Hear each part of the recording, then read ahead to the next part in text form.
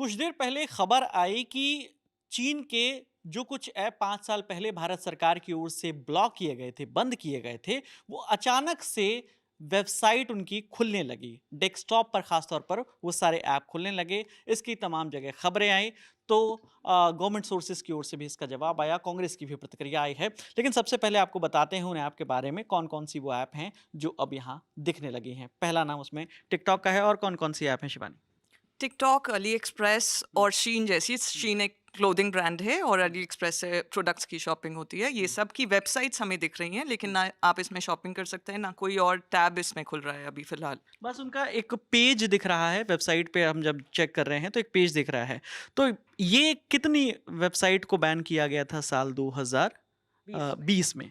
Total 59 हुँ, websites को ban किया गया था गलवान क्लैश के बाद। सिक्योरिटी रीजंस की वजह से इंडियन गवर्नमेंट ने कहा कि इन वेबसाइट्स को बैन कर देना चाहिए। अभी फ्रेश रिपोर्ट्स के अकॉर्डिंग हमें पता चला कि 3 वेबसाइट्स ऐसी हैं जिनके होम पेज हमें दिख रहे हैं।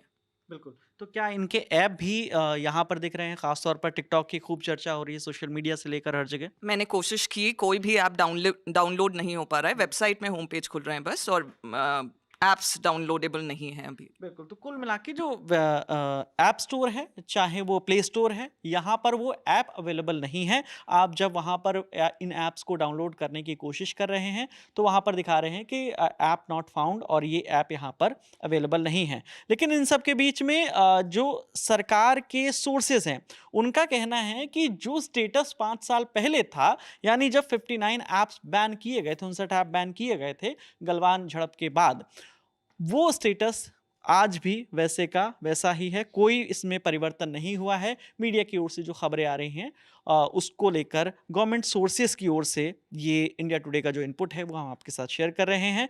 क्योंकि इन सब के बीच कांग्रेस का भी इस पर एक रिएक्शन आया।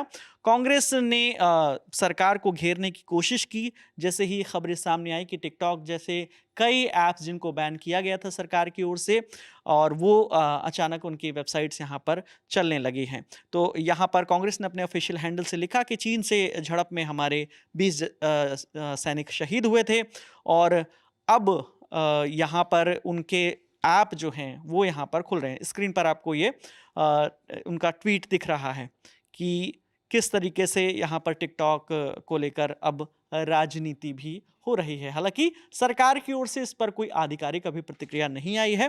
गवर्नमेंट सोर्सेज के हवाले से ज़रूर कहा गया है कि जो स्थिति 5 साल पहले थी वो अभी ऐसी की ऐसी है, यानी कोई भी ऐप जो बैन किया गया है वो यहाँ पर नहीं एक्सेस हो सकेगा। और जैसा कि हम लोग देख पा रहे हैं कि वेबसाइट्स भी उसकी हम लोग एक्सेस नहीं कर पा रहे हैं। बट हमें ये समझना होगा कि टिकटॉक जैसी ऐप्स के लिए भारत एक बहुत बड़ा मार्केट है। Over 20 crore people are using TikTok. तो ऐसी ऐप्स अगर आए, ये टेक्निकल ग्लिच हो सकता है, पर पॉसिबिलिटी ये भी बनती है कि फ्यूचर में इन ऐप्स को इंडिया चाइना के रिलेशंस देखते हुए वापस से लाया जा सकेगा। लेकिन फिलहाल तो पीएम मोदी की चाइना विजिट है, क्योंकि इस इन सब के बीच में जब इस तरीके की खबरें आ रही हैं तो डॉट्स कनेक्ट करने की कोशिश की जा रही है। लेकिन ये फिलहाल खबरें हैं, इसकी अभी आधिकारिक पुष्टि नहीं हुई है, क्योंकि ऐप्स जब आप एक यूज़र के तौर पर भी जैसे ही प्ले स्टोर पर देखते हैं, ऐप स्टोर पर देखते हैं, तो ये ऐप्स आपको वहाँ पर नज़र नहीं आती है।